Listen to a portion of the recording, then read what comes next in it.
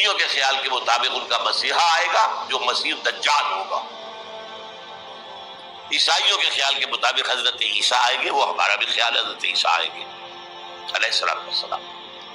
بہرحال یہ تو بعد کی باتیں ہیں نا، اس وقت جو میں عرض کر رہا ہوں عربوں پر بہت بڑا عذاب، اور پاکستان کا معاملہ البتہ یہ ہے، میں یقین سے نہیں کہہ سکتا، ہینگنگ ان دی بیلنس، ہو سکتا ہے اللہ تعالیٰ ہم پر رحم فرمائے، ہو سکتا ہے اگرچہ اسی میں شرائط ہوگی۔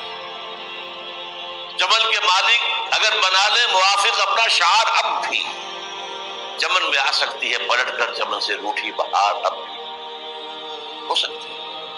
اور یہ بھی ہو سکتا ہے کہ اللہ تعالیٰ نے معجزانہ طور پر ہمیں ملک دیا، ہم نے اللہ سے بدعہدی کی، وعدہ خلافی کی، غداری کی، لہذا سزا دی جائے اور ہم سے یہ ملک چھین لیا جائے۔ اٹس جسٹ پاسبل، دور نہ سمجھے، اس انہونی بات نہ سمجھے۔ جو گھیراؤ ہو رہا ہے آپ کے مغرب میں نیٹو فورسز اور مشرق میں بھارتی فورسز گدھوں کی طرح بیٹھے ہوئے انتظار کر رہے ہیں پاکستان اور ڈسٹیبلائز ہو جائے، یہاں اور بدامنی ہو جائے۔ اب لاہور میں پھر آج دھماکے ہو گئے ہیں، 2 دن پہلے کا دھماکہ میں سہ کے آیا ہوا ہوں، آپ کے سامنے بیٹھا ہوں، وہ جانے بچی ہیں۔ جو ہماری اکیڈمی کا حشر ہوا ہے میں آپ کو نہیں بتا سکتا۔ یہ سارا کیوں ہو رہا ہے؟ تاکہ یہاں بدامنی ہو جائے اور ہمیں جواز مل جائے، مغرب سے نیٹو فورسز داخل ہو جائیں، مشرق سے بھارتی فورسز آ جائیں اور ہمارے ایٹمی دام توڑ کر اور پھر ہمیں بھارت کے سامنے ڈال دیا جائے۔ Now do as you like۔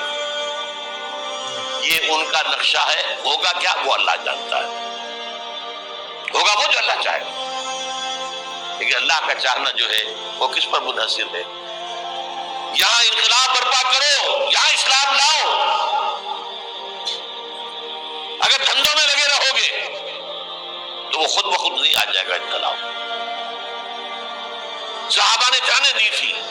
تو میرے مسلمان بھائیوں، ابھی وقت ہے، ابھی کچھ نہیں بچا، ابھی زندگی کی سوال چل رہی ہے، تو میری آپ سے گزارش ہے، خدا کے لیے، اپنے لیے نہ جیے، اپنے ملک کے لیے جیے، اپنے قوم کے لیے جیے، حق بات کریں، حق بات سے نہ پیچھے ہٹیں۔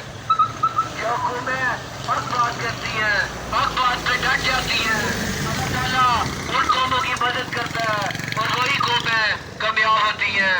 تو دعا کرو کہ اللہ تعالیٰ ہم سب کو اس پہ عمل کرنے کی توفیق دے اور اپنے ملک کو قوم کی خدمت کرنے کی توفیق دے۔